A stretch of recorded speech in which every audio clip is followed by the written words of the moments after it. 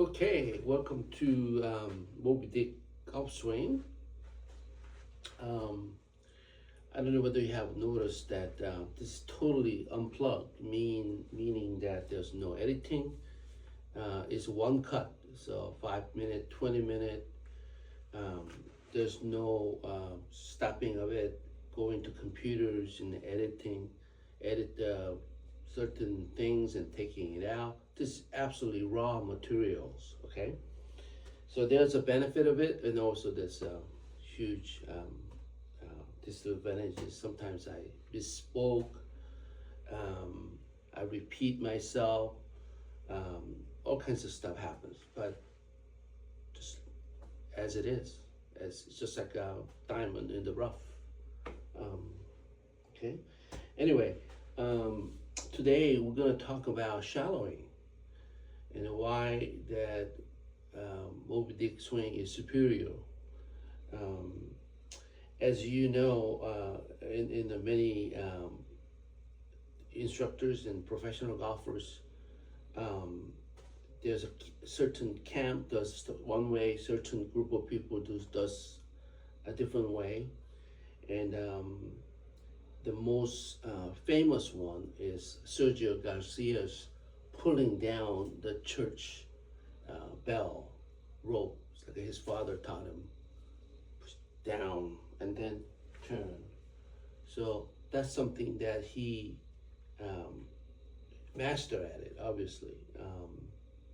And then Justin Rose is another one, faithfully doing this drill before he hits the shot.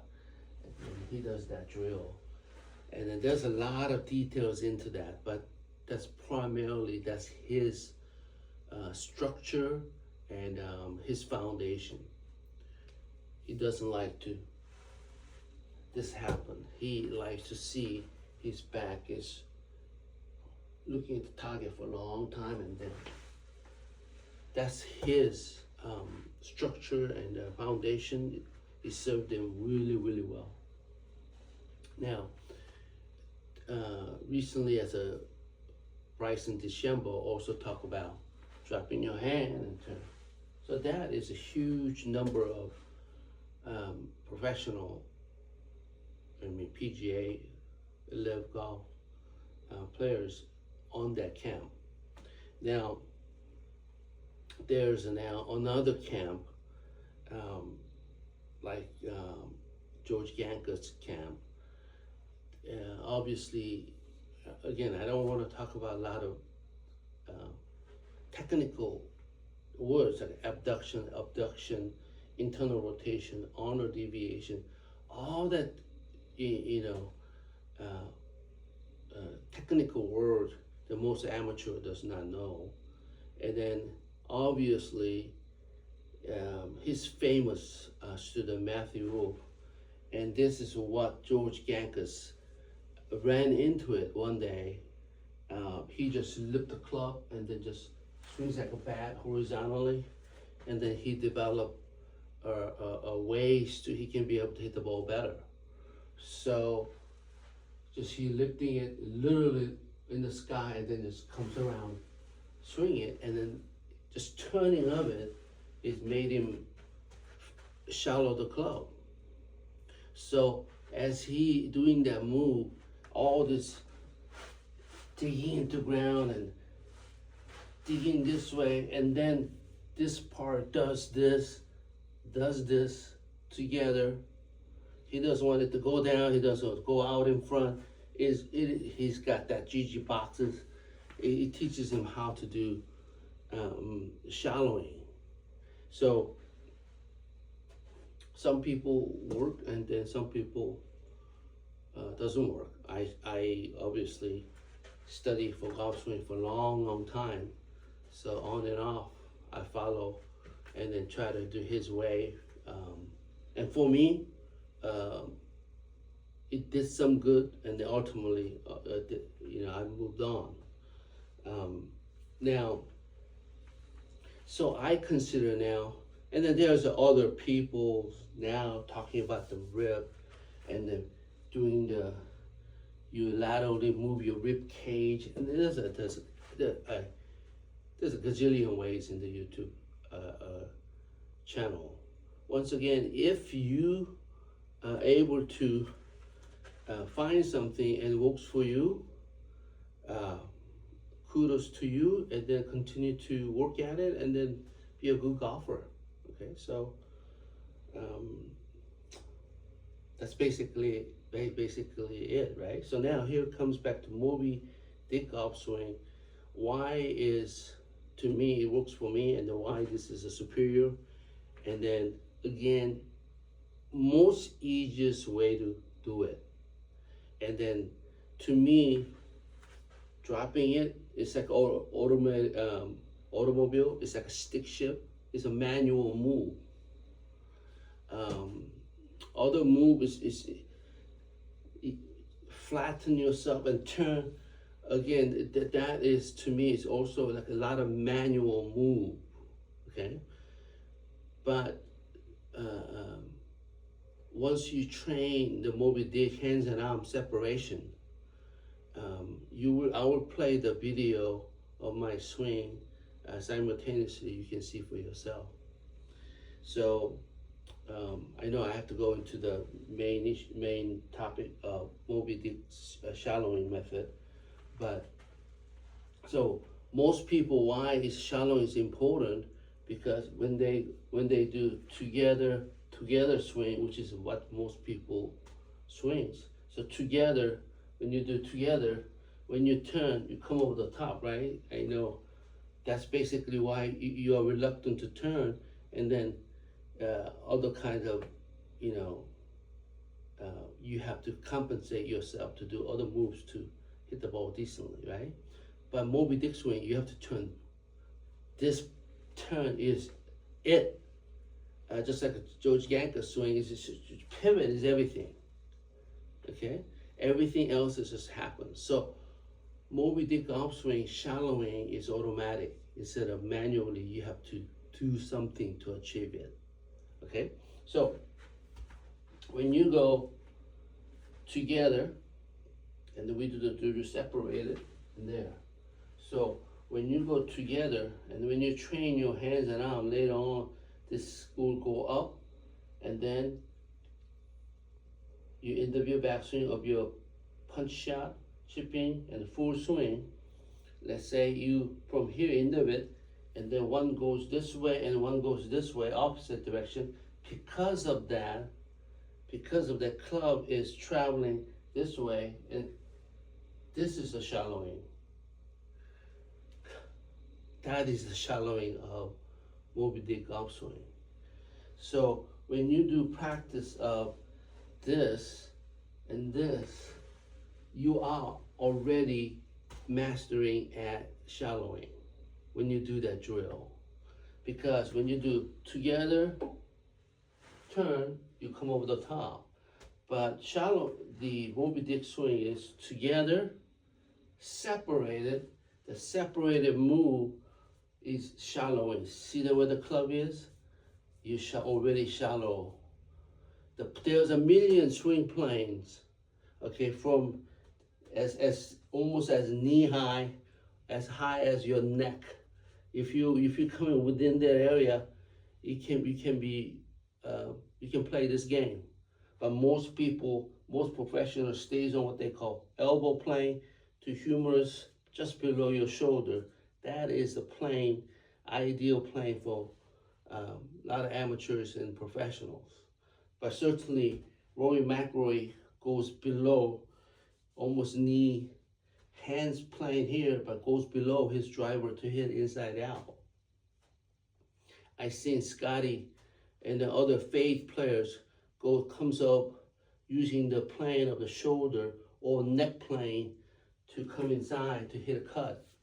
So it depends on what you're talking about in terms of swing plane and shallowing.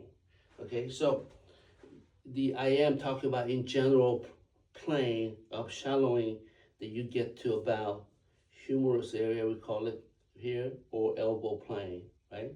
So when you do this drill together, and when you do separated, it'll give you that shallowing position. Okay, so the key of golf swing, the Moby Dick swing, is you end it here, and then when you do separation, this gives you this position, this drill. What will help is this. Number one, it'll do effect of stretching, or you are winding. It'll give you effortless power, number one. And swings become, you putting, effortless means it's the same thing, but you putting, it feels like you putting only like a 30% power, but you get 100% of your distance. Because it used to be this way versus now you're stretching it, it doesn't require much of an effort to hit the same distance like doing this way.